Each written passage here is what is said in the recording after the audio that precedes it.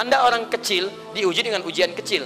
Anda orang menengah, diuji dengan ujian menengah. Anda kedudukan yang tinggi, maka akan diuji dengan kedudukan yang lebih tinggi lagi. Maaf, Allah tidak akan menguji dedaunan dengan angin yang menerpa akar. Pasti berbeda. Karena angin ketika kedudukan semakin tinggi, maka angin semakin kencang akan menerjangnya. Yuk kita turunkan. Jenis ujiannya bisa 3. Allahu Rabbi wal Islam dini wa Muhammadan Rasulullah wa yaqini.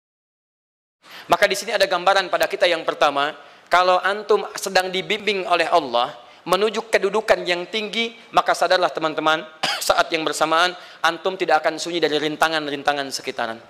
Catat itu baik-baik. Anda kedudukan biasa, naik luar biasa, maka hambatannya itu akan semakin meningkat, tidak sama dengan sebelumnya. Anda orang kecil, diuji dengan ujian kecil. Anda orang menengah, diuji dengan ujian menengah. Anda kedudukan yang tinggi, maka akan diuji dengan kedudukan yang lebih tinggi lagi. Maaf, Allah tidak akan menguji dedaunan dengan angin yang menerpa akar. Pasti berbeda. Karena angin ketika kedudukan semakin tinggi, maka angin semakin kencang akan menerjangnya. Yuk kita turunkan. Jenis ujiannya bisa 3. Bismillah. Tenang aja mas ya. Antum lihat aja, tulis ya. Biar saya ngapus, insyaallah.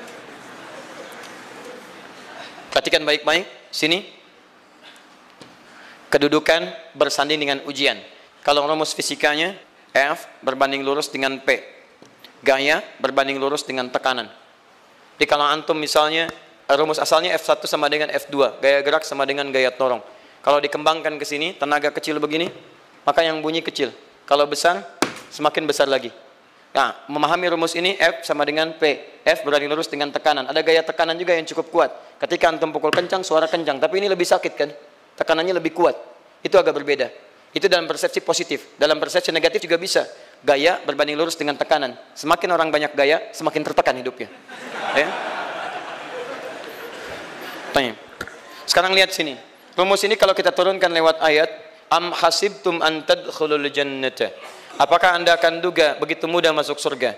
Walamma yatikum matalul ladzina khalau min qablikum. Sementara Allah belum menguji Anda seperti orang dulu yang dijamin surga mendapati ujian. Apa jenis ujiannya? Ini manhaj hidup kita dan kita berhenti di sini. Maaf, saya mungkin hanya 5 ayat dulu untuk hari ini ya. Massatuhumul ba'sa. Ujian pertama disebut dengan ba'sun. Jamaknya ba'sa. Ba'sa. Ini masih ringan. Misal, jarang ke masjid, sekarang mulai ke masjid. Begitu antum ke masjid, Allah kasih ujian. Sesuai dengan kadar niat antum. Kasih hujan gerimis. Ke masjid gak? Itu ba'sun. Begitu antum ke masjid, orang Arab katakan, nazil matar. Turun hujan. La ba's, la ba'sa, la ba'sa. Gak ada masalah. La ba'sa. Tidak ada masalah. Serap ke dalam bahasa Indonesia, lewat. Labas. Labas, lewat. Ringan. Berarti, kalau antum diuji dengan yang ringan, maka antum kadarnya masih ringan, akan dinaikkan kepada yang menengah.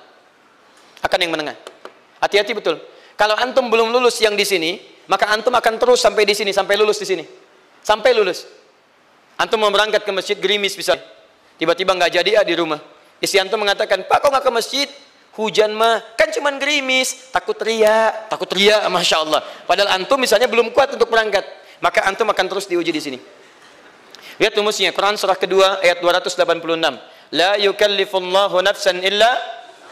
Allah tidak akan pernah menguji seorang hamba di luar kadar kemampuannya. Jadi kalau antum masih ujian yang ringan, antum diberikan yang ringan. Antum naik menengah, diberikan yang menengah.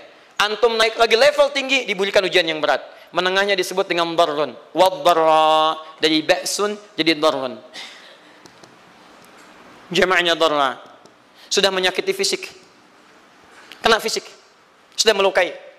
Hujannya makin deras. Ya. Kalau dalam kehidupan, yang ini mungkin celaan biasa. Duh, sudah berubah ya. Masya Allah. Sekarang jilbabnya sudah panjang. Masya Allah. Duh, semakin panjang ya. Yang ingin Batman ya. Masya Allah. Udah banyak. Begitu sudah mulai pakai cadar, ninja. Oh, Masya Allah. Dorna, sudah nggak enak ke fisik. Dornun. Dornun. Lihat rumusnya ya. Lihat rumusnya baik-baik. Ini lebih menenangkan pada jiwa. Ketika Anda dalam level-level seperti ini, Ini artinya Allah sedang menaikkan iman Anda dalam level yang lebih tinggi lagi. Jadi ketika ada celaan menghunjam dalam lisan seseorang, sudah mulai menyakiti, itu sebetulnya pengakuan dari Allah lewat lisan orang itu, bahwa Anda sedang diangkat keimanan pada tingkat yang lebih tinggi. Ada yang mengatakan, kamu kenapa sih pakai jilbab begitu? Yang biasa aja kali. Mah, yang iman biasa sudah banyak. Saya ingin menampilkan keimanan yang luar biasa. Supaya dengan iman itu saya lebih mendoakan mama. Saya menampakkan amalan-amalan. Mudah-mudahan pahalanya bisa buat mama. Masuk dengan bahasa yang baik. Masya Allah. Jadi kalau antum bisa melawan hal-hal demikian dengan bahasa yang indah, itu nyaman kepada jiwa. Kadang-kadang ada kalimat-kalimat yang tidak perlu pakai dalil, teman-teman sekalian. Kembalikan ke sini. Terakhir, wazulzilu zilzal. Zulzilu zilzal. Gempa. Goyang. Dia ada ujian yang bisa menggoyangkan diri kita. Membuat gempa hati kita. Antum sudah nggak kuat, kadang-kadang jalan sempoyongan, padahal nggak ada gempa di luar. Cuman hati kita kayak kena goncangan. Diserang sana, serang sini, nggak bisa tidur, nggak bisa makan, tawarin ini susah, itu susah. Wazulzilu. Bahkan hatta yaqula Rasulullah walladzina amanu ma'ahu mata nasrullah. Sampai-sampai Rasul SAW, bahkan orang-orang beriman, bahkan yang setelahnya bisa mengatakan, kapan ini berakhir? Akan tiba masa Anda mengalami satu situasi sampai Anda mengatakan, kapan berakhirnya yang seperti ini? Serang, serang, serang. Perhatikan, jika Anda berada pada level ini, saya ucapkan selamat kepada Anda. Karena Anda akan diangkat pada kedudukan yang tertinggi di antara sekian ujian yang ada. Zuzan. Artinya Allah akan naikkan Anda pada derajat yang tinggi. Karena hukum ujian tadi, la yukallifullahu nafsan illa wus'aha. Allah nggak akan menguji seorang hamba di luar batas kemampuannya. Jadi kalau Anda sudah dipandang oleh Allah siap menerima yang ini, maka Anda akan diberikan zilzal. Kalau Anda nggak mampu, Anda hanya akan diberikan darra atau ba'sun.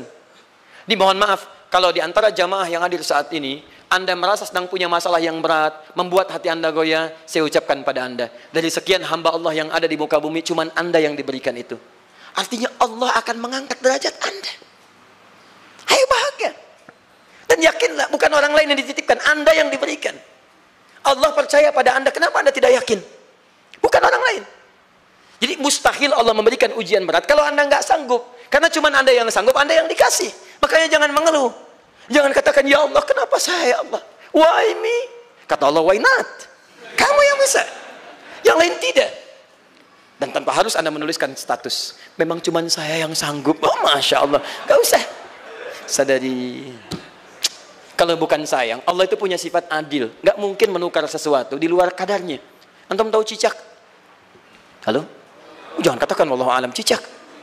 Cicak, baik. Bagaimana aktivitasnya? Merayap. Di mana? Dinding. Apa makanannya? Nyamuk. Nyamuk bagaimana aktivitasnya? Terbang. Pertanyaan saya, di mana keadilan Allah menjadikan makhluk yang merayap makanannya terbang? Kalau nyamuk masuk kategori pertama tadi, pintar dan tahu dirinya pintar, jadi mainan cicak. Cicak, ayo tangkap. Cicaknya cuma merayap, dianya terbang. Beruntungnya nggak ada nyamuk yang jenius. Tapi yang paling hebat, perhatikan bagaimana lisan orang tua kita menanamkan kalimat-kalimat untuk menanamkan tauhidullah subhanahu wa ta'ala. Cicak-cicak diam-diam merayap. Perhatikan, yang Allah tuntut pada cicak, merayap kamu. Walaupun cuma diam-diam. Lihat baik-baik, diam-diam merayap. Datang seekor, Masya Allah, ketika dia merayap, nyamuk datang. Lihat, bukan cicak mendatangi nyamuk, tapi nyamuk mendatangi cicak. Kalau cicak tidak merayap, mustahil nyamuknya datang. Allah hanya tunjukkan, kamu merayap ya, nyamuk datang. Sekalipun dia merayap, cuman diam-diam, nyamuknya datang. Jadi hukum Allah itu kalau dipatuhi, nikmat kehidupan. Cicak gak merayap, nyamuk gak datang. Cicak merayap, nyamuk datang. Datang seekor nyamuk. Setelah itu, silakan. Ya. Jadi kalau kita teman-teman ikuti hukum Allah, mau berat, alhamdulillah. Mau ringan, alhamdulillah. Ya mau sedang, alhamdulillah. Begitu diangkat, artinya ada pengakuan dari Allah, iman kita akan diangkat. Cuman, bahasa Nabi Ya'qub alaihissalam kepada Yusuf alaihissalam, mesti ada persiapan dalam mengatasi itu semua. Tidak cukup hanya mendiamkan saja. Maka kata Nabi Ya'qub, jangan kisahkan dulu. Bikin dulu pemetaan-pemetaan untuk mudah mengatasi itu semua. Ini poinnya. Anda harus punya rencana. Maka Nabi Ya'qub menyiapkan, bekali dulu ini, siapkan itu. Kalau ambil ke aspek teori untuk kita sekarang, tafsir dari ini, untuk menyelesaikan solusi di Quran surah kedua ayat 214 tadi, maka jawabannya ada di Quran surah ketiga ayat 142, paling kiri sebelah atas. Ini kanan sebelah bawah, ini kiri sebelah atas. Dan awal ayatnya dibuka dengan kalimat yang sama. Perhatikan, Al-Baqarah ayat 214 kalimatnya menggunakan am hasibtum an tadkhulul jannah. Ali Imran 142 am hasibtum an tadkhulul jannah. Yang Al-Baqarah itu ujiannya walamma ya'tikum mathalul ladzina khalau min qablikum masathumul ba'sa wad-dharra waz-zulzilu. Yang Ali Imran itu solusinya. Am hasibtum an tadkhulul jannata walamma ya'lamillahu alladzina jahadu minkum wa ya'lamas sabirin. Saya tutup sampai sini dulu. Teman-teman perhatikan, walamma, sedangkan Allah ya'lamillahu alladzina jahadu minkum, belum melihat kesungguhan Anda untuk mengatasi berbagai persoalan kehidupan itu. Kalimat jahadu akar katanya dari kata al-juhdu. Serius, sungguh-sungguh. Jadi kalau persoalan Anda ingin segera selesai, Anda mesti serius. Hei yang sedang kuliah, kalau mau cepat selesai kuliahnya, serius belajarnya, pahami dengan baik. Kalau Anda nggak pernah serius, bagaimana bisa menyelesaikan pelajaran dengan baik? Hei yang sedang berumah tangga, kalau ingin baik rumah tangganya, serius dalam berumah tangga. Keluarkan hukum-hukum Allah, terapkan dalam kehidupan rumah tangga. Anda akan mendapatkan manfaatnya. Hei yang sedang berbisnis, serius dengan pekerjaan. Karena hanya orang serius yang bisa menghasilkan kekayaan-kekayaan yang terbaik.